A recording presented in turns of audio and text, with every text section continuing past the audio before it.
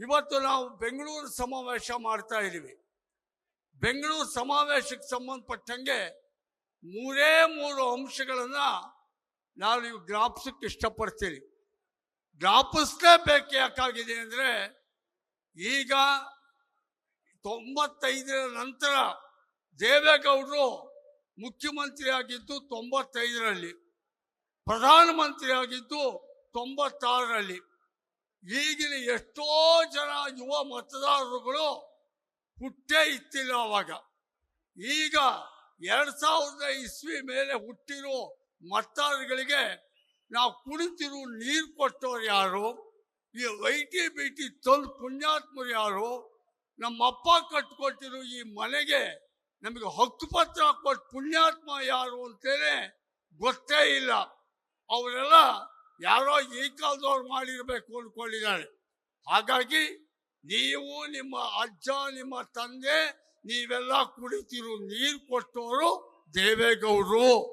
ನಿಮ್ಮೆಲ್ಲರಿಗೂ ಕೂಡ ಇವತ್ತು ಹಕ್ಕುಪತ್ರ ಕೊಟ್ಟು ತಾರಸಿ ಮನೆ ಕಟ್ಕೊಂಡು ಲಗ್ಗೆನಲ್ಲೋ, ಪಾಪರೆಡ್ಡಿ ಪಾಳ್ಯದಲ್ಲೋ, ನಾಗಶೆಟ್ಟಿ ಹಳ್ಳಿಲೋ ನೀವೆಲ್ಲ ಈಗ ತಾರಸಿ ಬಂಗ್ಲೆಗಳಲ್ಲಿ ವಾಸ ಮಾಡ್ತಿದ್ದೀರಲ್ಲ ಹುಡುಗರ, ನಿಮ್ಮ ಅಪ್ಪನಿಗೆ ಈ ಖಾತೆ ಮನೆ ಸಿಗುವ ಹಾಗೆ ಮಾಡಿಕೊಟ್ಟ ಪುಣ್ಯಾತ್ಮ ದೇವೇಗೌಡರು ಅನ್ನೋದನ್ನ ನಾವೀಗ ಹೇಳ್ಕೊಳ್ಬೇಕಾಗಿದೆ. ಹಾಗೇನೆ ಬಹಳ ಮುಖ್ಯವಾಗಿ ಮಾತೆತ್ತಿದ್ರೆ IT BT Bengaluru silicon city ಹಾಗೆ ಹೀಗೆ ಇದಕ್ಕೆ ಅದ್ಭುತವಾದ ಬೆಳವಣಿಗೆ ಅಂತಾರಲ್ಲ. ಈ ಐಟಿ ಬಿಟಿ ಇವತ್ತೆಲ್ಲ ಎಷ್ಟೋ ಜನ ಲಕ್ಷಗಟ್ಟಲೆ ಸಂಬಳ ತಗೊಳ್ಳೋದು, ಉದ್ಯೋಗಾಕಾಂಕ್ಷಿಗಳಾಗಿರುವಂತ ವಿದ್ಯಾವಂತ ಇಂಜಿನಿಯರ್ಗಳು ನೀವೆಲ್ಲ ಇದ್ದೀರೋ, ನೀವೆಲ್ಲ ಜ್ಞಾಪಿಸ್ಕೋಬೇಕಾಗಿರೋದು ಇದಕ್ಕೆ ಅಡಿಪಾಯ ಹಾಕಿಕೊಟ್ಟ ಪುಣ್ಯಾತ್ಮ ದೇವೇಗೌಡರು ಅಂತೇಳಿ. ಹಾಗಾಗಿ 3 ಅಂಶದ ಮಾತ್ರ ಹೇಳ್ತೀನಿ. ನಾನಿಲ್ಲಿ ಏನು ಹೆಚ್ಚಿಗೆ ಹೇಳಬೇಕಾದಿಲ್ಲ. ಕಾವೇರಿ ನೀರು, ಕಾವೇರಿ 4ನೇ ಹಂತ. ದೇವೇಗೌಡರು ಮುಖ್ಯಮಂತ್ರಿ ಆದ್ರು 95 ಇಸ್ವಿ. ನಾನು 5 ನಿಮಿಷ ಅಂದ್ರೆ ಒಂದು 5 ನಿಮಿಷ ಜಾಸ್ತಿ ತಗೋತೀನಿ, ಯಾಕೆಂದ್ರೆ ಒಂಚೂರು ಹೇಳಲೇಬೇಕು. 95ರಲ್ಲಿ ದೇವೇಗೌಡರು ಮುಖ್ಯಮಂತ್ರಿ ಆದ್ರು. ದೇವೇಗೌಡರು ಮುಖ್ಯಮಂತ್ರಿ ಆಗಕ್ಕೆ ಮುಂಚೆ ವೀರಪ್ಪ ಮೊಯ್ಲಿ ಮುಖ್ಯಮಂತ್ರಿ ಆಗಿದ್ರು.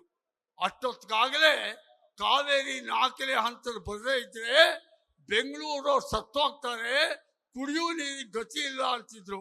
ಆಗ ವೀರಪ್ಪ ಮೊಯ್ಲಿ ₹1 ಇಟ್ಟು ಒಂದು ಆರ್ಡರ್ ಮಾಡಿದ್ರು. ದೇವೇಗೌಡರು ಅದಾದ 2 ತಿಂಗಳಿಗೆ ಬಂದ್ರು, ಕರೆದ್ರು ಅಧಿಕಾರಿಗಳನ್ನ, ಕೇಳಿದ್ರು ಎಷ್ಟು ಕೋಟಿ ಬೇಕು ಈ ಕಾವೇರಿ 4ನೇ ಹಂತಕ್ಕೆ ಅಂದ್ರು. ಅಧಿಕಾರಿಗಳು ಹೇಳಿದ್ರು, ಸಾರ್ ಹೋದ್ಸಲ ಮುಖ್ಯಮಂತ್ರಿ ₹1 ಇಟ್ಟಿದ್ದಾರೆ ಸಾರ್, ಟೋಕನ್ ಆಗಿ ಇಟ್ಟಿದ್ದಾರೆ, ಆದ್ರೆ 1300 ಕೋಟಿ ಬೇಕು ಅಂದ್ರು. 1300 ಕೋಟಿ. ಮುಖ್ಯಮಂತ್ರಿಯಾಗಿ ಇನ್ನೂ 3 ತಿಂಗಳಾಗಿತ್ತು ದೇವೇಗೌಡರು. 1300 ಕೋಟಿ ಬಕ್ಸ ಬರೆದು ಮಾಡಿ ಹೋಗಿದ್ರು ಕಾಂಗ್ರೆಸ್ನವರು. ಆಗ ಆ ಕಾರಣಕ್ಕೆ ದೇವೇಗೌಡರು ಅಲ್ಲಿ 1300 ಕೋಟಿ ದುಡ್ಡು ತಂದು 1300 ಕೋಟಿ ಹೊಂಚಿ 9 TMC ಹೊಂಚಿ ನೀರು ಕೊಟ್ರು.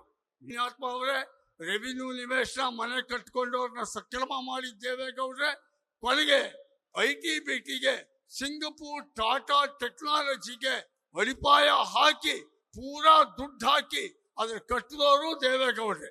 ಹಾಗಾಗಿ ಸೂರು ಕೊಟ್ಟ, ನೀರು ಕೊಟ್ಟ, ನಿಮಗೆ ಕೆಲಸ ಕೊಟ್ಟ ದೇವೇಗೌಡರು.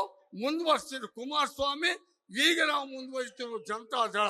ಇದನ್ನ ದಯವಿಟ್ಟು ಕಾಪಾಡ್ಕೊಳ್ಳೋಣ, ಉಳಿಸ್ಕೊಳ್ಳೋಣ, ಬೆಳೆಸ್ಕೊಳ್ಳೋಣ. ಒಂದು ಸ್ವಿ ಮೇಲೆ ಹುಟ್ಟಿರೋ ಮತದಾರಗಳಿಗೆ ನಾವು ಕುಡಿತಿರೋ ನೀರು ಕೊಟ್ಟವ್ರು ಯಾರು? ಈ ಐಟಿ ಬಿಟಿ ತಂದು ಪುಣ್ಯಾತ್ಮರು ಯಾರು? ನಮ್ಮಪ್ಪ ಕಟ್ಕೊಟ್ಟಿರೋ ಈ ಮನೆಗೆ ನಮಗೆ ಹಕ್ಕುಪತ್ರ ಕೊಟ್ಟು ಪುಣ್ಯಾತ್ಮ ಯಾರು ಅಂತೇನೆ ಗೊತ್ತೇ ಇಲ್ಲ. ಅವರೆಲ್ಲ ಯಾರೋ ಈ ಕಾಲದವ್ರು ಮಾಡಿರ್ಬೇಕು ಅಂದ್ಕೊಂಡಿದ್ದಾರೆ. ಹಾಗಾಗಿ ನೀವು, ನಿಮ್ಮ ಅಜ್ಜ, ನಿಮ್ಮ ತಂದೆ, ನೀವೆಲ್ಲ ಕುಡಿತಿರೋ ನೀರು ಕೊಟ್ಟವರು ದೇವೇಗೌಡರು. ನಿಮ್ಮೆಲ್ಲರಿಗೂ ಕೂಡ ಇವತ್ತು ಹಕ್ಕುಪತ್ರ ಕೊಟ್ಟು ತಾರಸಿ ಮನೆ ಕಟ್ಕೊಂಡು ಲಗ್ಗೆನಲ್ಲೋ, ಪಾಪರೆಡ್ಡಿ ಪಾಳ್ಯದಲ್ಲೋ, ನಾಗಶೆಟ್ಟಿ ಹಳ್ಳಿಲೋ ನೀವೆಲ್ಲ ಈಗ ತಾರಸಿ ಬಂಗ್ಲೆಗಳಲ್ಲಿ ವಾಸ ಮಾಡ್ತಿದ್ದೀರಲ್ಲ ಹುಡುಗರ, ನಿಮ್ಮ ಅಪ್ಪನಿಗೆ ಈ ಖಾತೆ ಮನೆ ಸಿಗುವ ಹಾಗೆ ಮಾಡಿಕೊಟ್ಟ ಪುಣ್ಯಾತ್ಮ ದೇವೇಗೌಡರು ಅನ್ನೋದನ್ನ ನಾವೀಗ ಹೇಳ್ಕೊಳ್ಬೇಕಾಗಿದೆ. ಹಾಗೇನೆ ಬಹಳ ಮುಖ್ಯವಾಗಿ ಮಾತೆತ್ತಿದ್ರೆ IT, BT, Bengaluru, silicon city, ಹಾಗೆ ಹೀಗೆ ಇದಕ್ಕೆ ಅದ್ಭುತವಾದ ಬೆಳವಣಿಗೆ ಅಂತಾರಲ್ಲ. ಈ IT, BT ಇವತ್ತೆಲ್ಲ ಎಷ್ಟೋ ಜನ ಲಕ್ಷಗಟ್ಟಲೆ ಸಂಬಳ ತಗೊಳ್ಳೋದು ಉದ್ಯೋಗಾಕಾಂಕ್ಷಿಗಳಾಗಿರುವಂತ ವಿದ್ಯಾವಂತ ಇಂಜಿನಿಯರ್ಗಳು ಇವೆಲ್ಲ ಇದೆಯೋ, ನೀವೆಲ್ಲ ಜ್ಞಾಪಿಸ್ಕೋಬೇಕಾಗಿರೋದು ಇದಕ್ಕೆ ಅಡಿಪಾಯ ಹಾಕಿಕೊಟ್ಟ ಪುಣ್ಯಾತ್ಮ ದೇವೇಗೌಡರು ಅಂತ ಹೇಳಿ. ಹಾಗಾಗಿ 3 ಅಂಶದ ಮಾತ್ರ ಹೇಳ್ತೀನಿ, ನಾನಿಲ್ಲಿ ಏನು ಹೆಚ್ಚಿಗೆ ಹೇಳಬೇಕಾದಿಲ್ಲ. ಕಾವೇರಿ ನೀರು, ಕಾವೇರಿ 4ನೇ ಹಂತ. ದೇವೇಗೌಡರು ಮುಖ್ಯಮಂತ್ರಿ ಆದ್ರು 95 ಇಸ್ವಿ. ನಾನು 5 ನಿಮಿಷ ಅಂದ್ರೆ ಒಂದು 5 ನಿಮಿಷ ಜಾಸ್ತಿ ತಗೋತೀನಿ, ಯಾಕೆಂದ್ರೆ ಒಂಚೂರು ಹೇಳಲೇಬೇಕು. 95ರಲ್ಲಿ ದೇವೇಗೌಡರು ಮುಖ್ಯಮಂತ್ರಿ ಆದ್ರು. ದೇವೇಗೌಡರು ಮುಖ್ಯಮಂತ್ರಿ ಆಗಕ್ಕೆ ಮುಂಚೆ ವೀರಪ್ಪ ಮೊಯ್ಲಿ ಮುಖ್ಯಮಂತ್ರಿ ಆಗಿದ್ರು. ಅಷ್ಟೊತ್ತಿಗಾಗಲೇ ಕಾವೇರಿ 4ನೇ ಹಂತದ ಬರದೇ ಇದ್ರೆ ಬೆಂಗಳೂರು ಸತ್ತೋಗ್ತಾರೆ, ಕುಡಿಯುವ ನೀರಿಗೆ ಗತಿ ಇಲ್ಲ ಅಂತಿದ್ರು. ಆಗ ವೀರಪ್ಪ ಮೊಯ್ಲಿ ₹1 ಇಟ್ಟು ಒಂದು ಆರ್ಡರ್ ಮಾಡಿದ್ರು.